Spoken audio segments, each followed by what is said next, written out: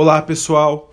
No vídeo de hoje nós vamos mostrar um experimento que faz a avaliação da transferência de massa durante o processamento de goiabas em calda. Esse trabalho foi proposto na disciplina de Fenômenos de Transferência de Massa do curso de graduação em Engenharia Química da Universidade Federal de Santa Catarina. Nós embasamos esse experimento no seguinte artigo, publicado no Brazilian Journal of Food Technology. Os autores principais são Ana Carla Sato e Rosiane Lopes da Cunha. E esse trabalho fez uma avaliação bastante completa do processamento de goiabas em calda, não só reportando sobre a transferência de massa, mas também sobre cor e textura dos frutos após esse processamento.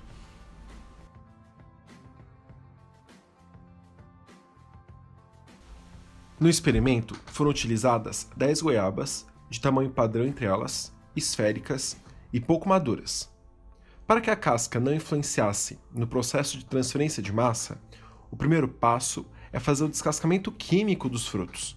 E como que isso é feito? É mergulhada a goiaba dentro de uma solução básica, que no caso desse experimento, utilizamos hidróxido de sódio. Então vocês podem ver na imagem a preparação dessa solução 2% de hidróxido de sódio. Ela foi feita aquecida com o uso de uma chapa aquecedora.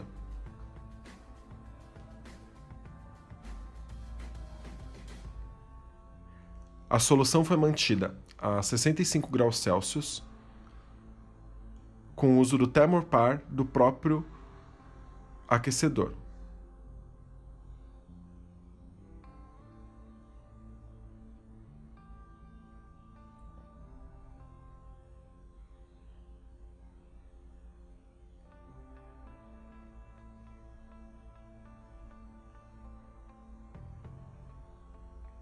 Conforme o tempo foi passando, a solução começou a ficar mais clara, indicando a solubilização total do hidróxido de sódio colocado inicialmente. Bem, com a solução pronta em temperatura constante, as goiabas foram mergulhadas nessa solução e ficaram por 1 minuto dentro dela. Após isso, elas foram retiradas e friccionadas manualmente com o uso de água corrente para a retirada da casca. É importante salientar que nesse passo só foi tirada a película superficial da casca e não a casca completamente.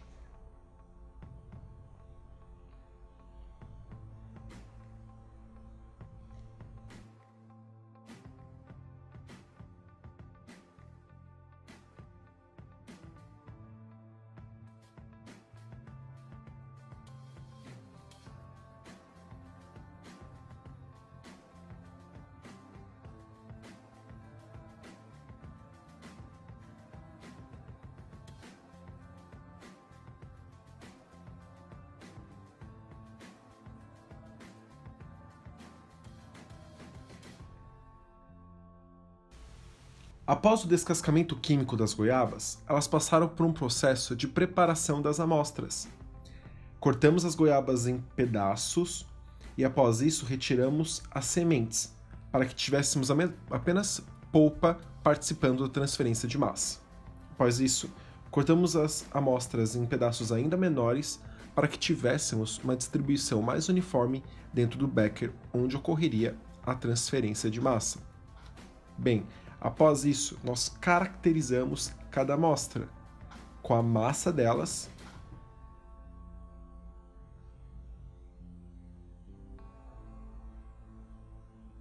nas imagens vocês podem ver essa pesagem acontecendo.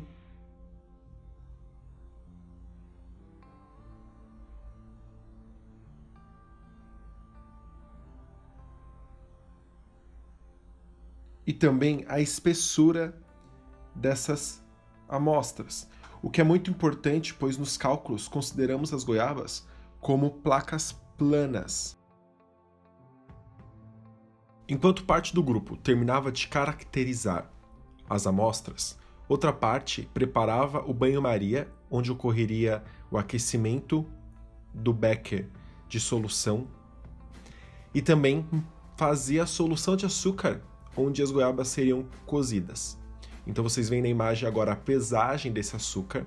As goiabas foram cozidas ao longo do experimento numa solução de 45 graus Brix de açúcar, certo? Essa medida é usada amplamente na indústria de alimentos para medir açúcares em alimentos.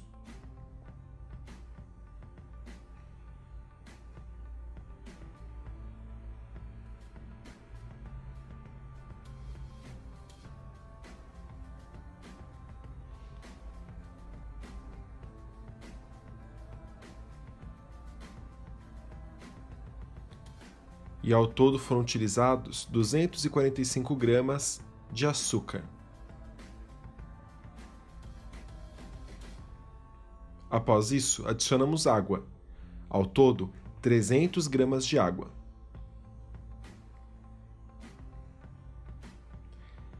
Esses números foram determinados usando a porcentagem de água e açúcar e também a proporção de 1:3 de fruta em calda, que também foi proposto no artigo e que replicamos nesse experimento.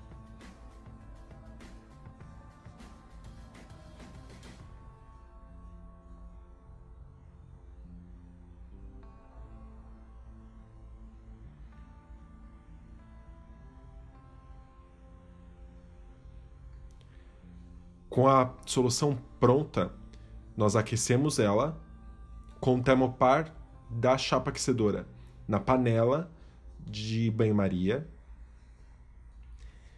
e com um termômetro dentro da solução de açúcar. Como vocês viram, a solução está inicialmente a 45 graus Brix.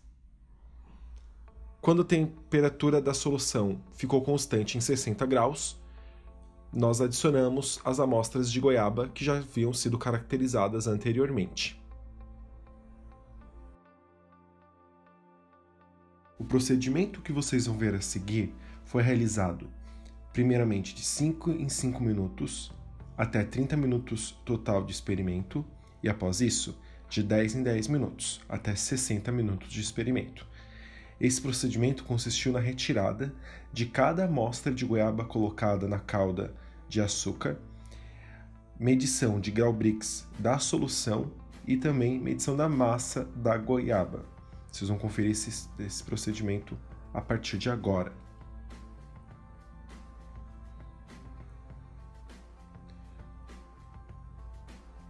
Foi retirada a amostra de goiaba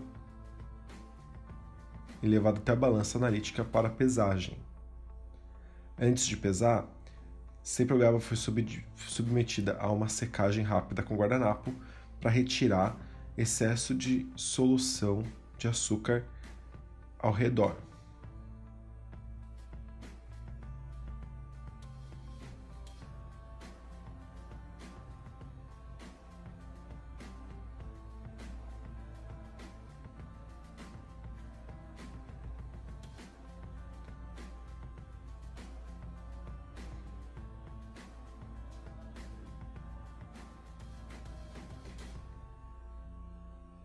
E após a pesagem, elas foram colocadas em uma bandeja que logo depois seria levada para a estufa com ventilação forçada.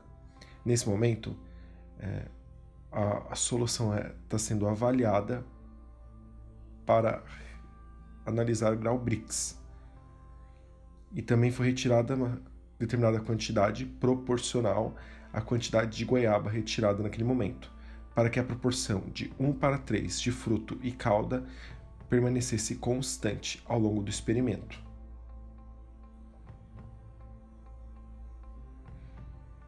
Com o uso do refratômetro, nesse momento, definimos que a solução tem 43,4 graus Brix. Ao fim de todas as medições, 60 e 80 graus Celsius, as amostras de goiaba foram levadas até a estufa com ventilação forçada.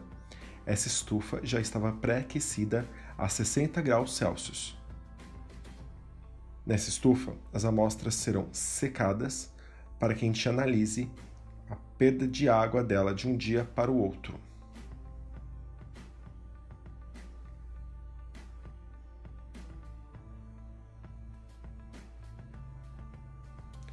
Após 24 horas na estufa, todas as amostras foram pesadas novamente, após a secagem, e a massa foi conferida, anotada e analisada posteriormente nos cálculos.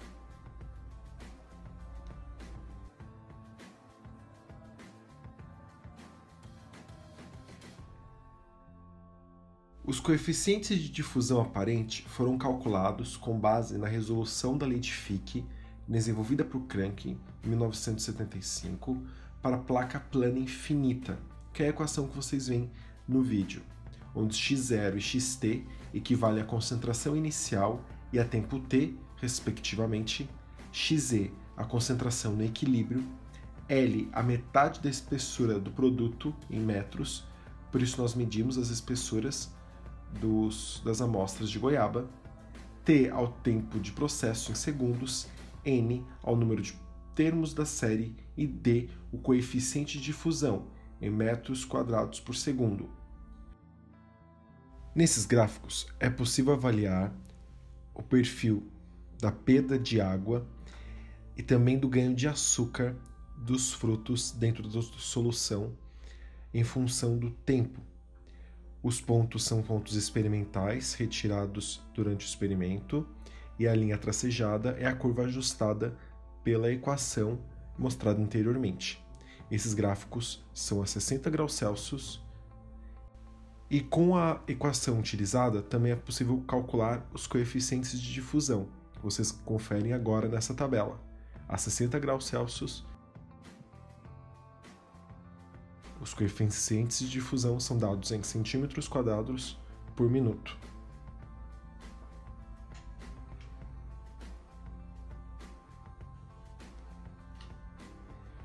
Para encerrar esse vídeo, gostaríamos de agradecer a algumas figuras muito importantes para a execução desse trabalho.